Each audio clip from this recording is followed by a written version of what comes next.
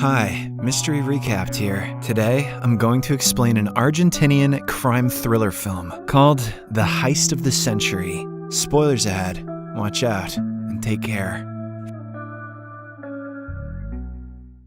Fernando Araujo lives a decent life as an artist and a judo instructor. However, he's not satisfied and thinks that he's still on the lookout for his calling. One night, on his way back home, he stops for a smoke as it rains heavily. After Fernando is done, he discards the cigarette, which slowly drifts away and falls into a sewer near the Bank of Rio. Curious, he goes down the sewer, and suddenly, a crazy idea crosses his mind. The following day, Fernando goes to meet his civil engineer friend Sebastian and proposes the idea of robbing the bank. It turns out Sebastian is financially struggling, so he's open to the idea, but he estimates that the plan would require cars, tools, and lots of money. Therefore, Fernando starts looking for a funder and meets his other friend named De Bauza. Unfortunately, the latter is also short on money, so he suggests Fernando go to his thief friend, Mario. Since when is Mario friends with De Bauza?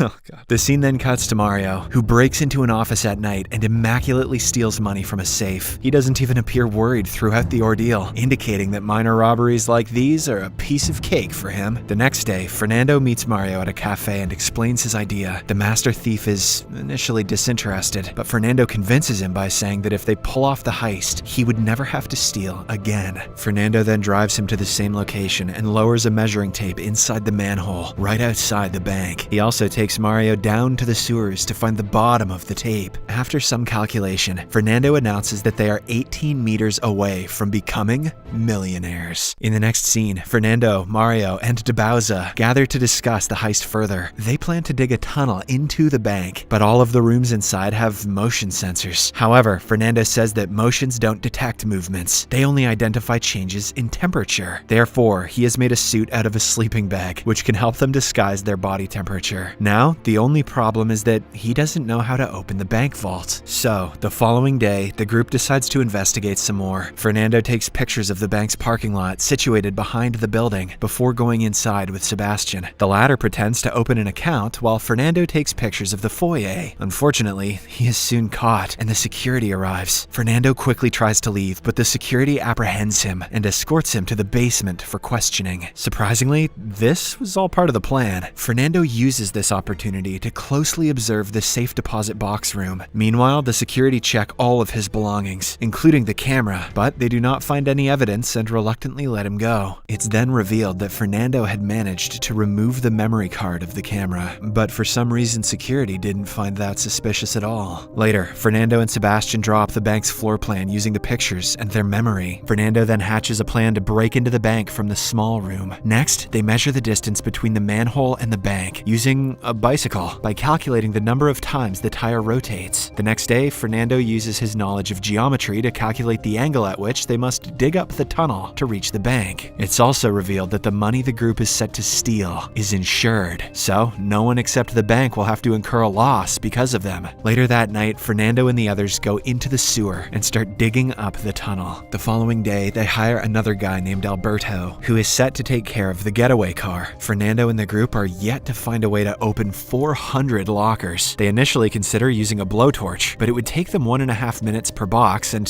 7 hours in total. Therefore, Fernando suggests renting a locker and studying it closely, but from another branch of the bank. The following day, Mario goes to another branch of the same bank and rents a safety deposit box. While opening it, he closely watches the lock. Next, Mario and his accomplice steal a getaway van and wait for Alberto outside his home. Shortly after, they are approached by police. The duo panics, thinking that they are going to be caught, but fortunately, Alberto and his wife arrive and tell the officer that they are friends. The group continues digging the tunnel, and one day they meet with an accident and break the drill. Fernando brushes the incident aside and plans to buy a new drill, but this infuriates Mario as he has already invested a lot of money in the project. Later that night, Fernando visits his girlfriend and they gaze at the stars together. They talk about how they are looking at the past of the stars, as the light takes years to reach Earth. We think they exist, but they are are gone. This suddenly gives Fernando an idea, and he immediately heads to Mario's home. Fernando tells him that he has found the solution. He says that the bank is well protected when it is both open and closed, but the measures are different. The bank has good security measures to prevent cash theft and good protocols to avoid the tunnel heist. However, they don't have a measure to prevent them both from happening at the same time. Fernando plans to enter the bank from the front during work hours when the safety vault is open, thus avoiding alarm and motion sensors. This will give the cops an impression that they are small-time thieves who are after petty cash. Fernando wants to make everyone believe that they are planning to leave from the front door so that the cops won't even suspect a tunnel escape. Hearing all this, Mario is delighted, and he absolutely loves the idea. You got all that from looking at the stars, man? Sheesh! The scene then cuts to the day of the heist. Everyone applies glue to their fingers to hide their fingerprints. Sebastian is dropped by the sewer, and he goes inside to do his work, while Fernando and the others enter the bank in a disguise before putting on their masks. Shortly after, Mario and DeBauza head to the first floor, while Fernando and Alberto take over the ground floor. At the same time, they pull out their weapons and order everyone to lay on the ground. A security guard watches it transpire from the CCTV room and immediately alerts the police. It's then revealed that Fernando is overhearing the communication from his walkie-talkie. Mario orders the cashier to load the money into a bag, while Alberto goes to lock the parking gate. The police eventually arrive outside, and seeing this, Fernando holds a civilian at gunpoint. He then threatens to kill the man if the police try to storm into the bank. Following this, Fernando returns inside and informs his accomplices that the first phase has been completed. As soon as Mario hears this, he holds a woman at gunpoint and orders the security guard in the CCTV room to surrender himself. The guard reluctantly obliges, and Mario seizes his gun's magazine and mobile phone before releasing him outside. Next, the group disables all the cameras in the bank. Fernando goes to the small room and moves a cabinet. From the other side, Sebastian breaks the wall and enters the bank through the tunnel. The two then fetch some equipment from their car, head to the vault, and start assembling the machine. A flashback then reveals that Sebastian had built a cannon power machine, which can break the lock within 7 seconds. Next, everyone sets a timer on their watches as Sebastian and Fernando start to break into all the lockers. Meanwhile, the police, media, and the relatives of the hostages gather outside the bank. The police captain speaks to the security guard and gets to know about the situation inside. Elsewhere, as Fernando and Sebastian continue to break open the lockers, suddenly they hear the police climbing on the roof. Mario then gets the captain's call on the guard's phone, which he had taken earlier. A flashback reveals that Fernando had also prepared for this scenario, so he made Mario practice the art of negotiation.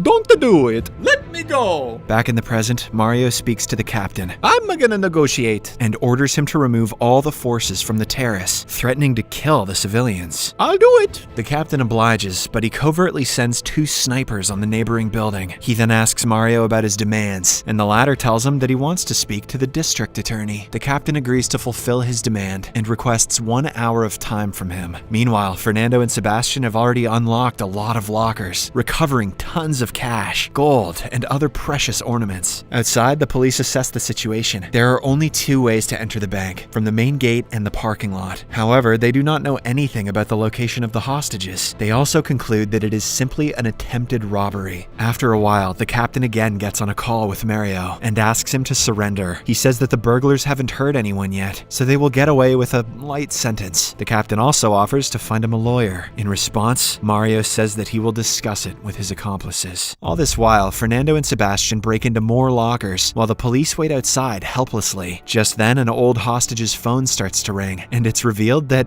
it's her birthday today. Oh, happy birthday. But shut up or I'll kill you. Mario then wishes her a happy birthday while DeBauza takes a chocolate from another hostage and gives it to her. The snipers watch them celebrate the woman's birthday and relay the information back to the captain, surprising him. Meanwhile, Mario sets the woman free as a birthday present, and because her name was Peach, he then leans against a window and tells the captain that he has spent 15 years in prison and that he will only surrender if the DA assures him that he will get a light sentence. Upon hearing this, the captain orders the sniper to hold back, and Mario gets away from the window. It's then revealed that he was actually testing if the police would shoot him. Soon the DA arrives and speaks with Mario. Surprisingly, the latter starts hurling abuses at the DA and refuses to talk with him. Mario then demands to speak with his lawyer instead. However, when the captain asks for the lawyer's number, Mario gives him the phone number of a hostage. He then changes his phone and speaks to the DA as his fake lawyer. In this way, he buys his burglar friends some more time. Next, Mario holes up all the hostages on the first floor,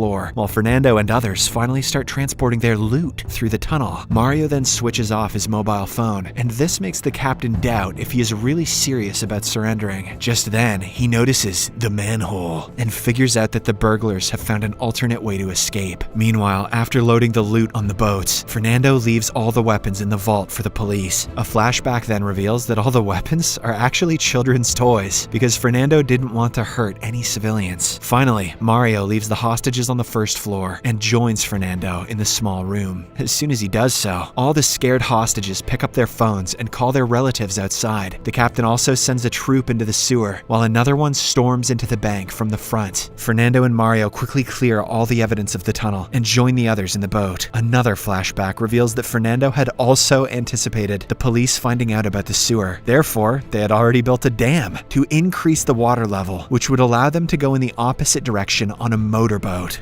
What? Elsewhere, the captain reaches the small room and eventually the tunnel opening, where a bomb is blocking the entrance. However, he soon learns that the bomb, along with the weapons, is fake. Unfortunately for the captain, it's too late, as the thieves have already managed to escape. Meanwhile, Fernando and the group flee the scene in their getaway vehicle and destroy all their gears. They then head to Alberto's house and divide the loot equally amongst themselves. Several months have now passed, and the group appears to be enjoying their best lives. However, one day, Alberto's wife catches him cheating on her. This infuriates her so much that she reports him to the police, exposing him as one of the thieves in the bank heist. Hell hath no fury, man. As a result, one by one, all of the thieves are arrested. Alberto doesn't know how to keep it zipped. The movie again fast forwards 7 months into the future. Fernando is released from the prison, and he is welcomed by Mario in his luxury car. It's then revealed that Fernando had also prepared for a scenario in which they got caught. He purposely suggested that they use toy weapons so that they don't hurt anyone and get away with lighter sentences. Fernando and others also get to keep a significant portion of their loot because the bank doesn't keep records of the money and items kept in the safety deposit boxes. The bank estimated that the lockers stored $25 million worth of cash and jewelry, but the police only recovered $1.17 million and 8 kilograms of jewelry. Since there was no official record of the items in the lockers, the police couldn't pursue a strong case against the criminals, and they basically got away with only a slap on the wrist. Subscribe for more videos like this, turn on notifications, and leave a like to help the channel out. Thank you for watching.